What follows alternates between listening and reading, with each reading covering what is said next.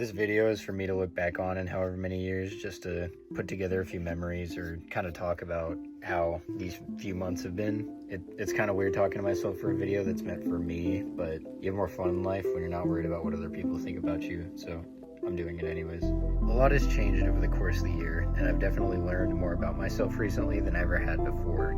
I guess if I were to take any single thing away from everything that happened, it would be that it's okay to be lonely. I used to feel sorry for myself whenever I'd spend the day alone, like going out to eat or being in my room doing random stuff to pass the time, but honestly, now that's my idea of a relaxing day.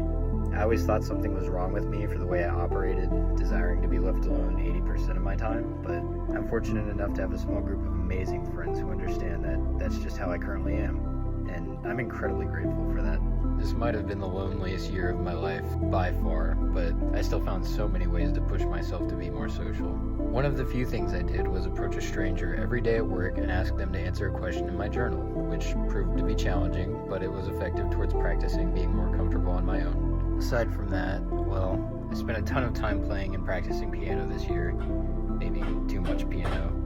I went on my first cruise pretty recently. I guess the piano practicing was worth it since I got to get up in front of a crowd and play for a group of people, which was pretty scary, but I was so proud of myself for doing so. I also got to sing with another girl that was on the cruise too, and I'd never have expected to have the courage to sing in front of a crowd like that.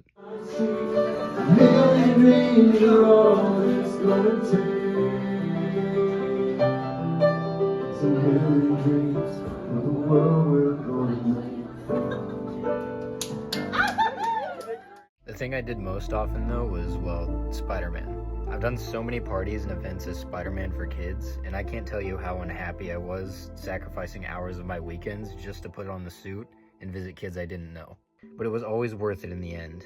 I found a way to make others happy just by being present, and every single time, it was so worth the effort. I've contemplated quitting more times than I can count, but I know that once I stop, I likely won't ever do it again. And if I'm being honest, being Spider-Man is one of the things I'm currently most proud of. I don't personally do a lot of things that are valuable with my time, so being able to help people make memories and even have some say that they look up to me is so heartwarming. I'm not gonna lie about it either. Being Spider-Man has definitely made me look at my own body in a negative light and overall kind of impacted my health negatively, but I really don't regret any of it because of everything I've done for other people. This video was going to be longer, but truthfully, I just didn't record a bunch of stuff in landscape mode, and it wouldn't fit the format for YouTube videos, so I'll make an effort to do that for my next journals recap video, if I keep journaling, that is. If you watched to the end, and you're not me, weirdo, thanks, I guess. Feel free to leave a comment and bully me, or say something nice if you feel like that's a better option. Other than that, drink Diet Coke, stay safe, and friendly neighborhood Spider-Man, out.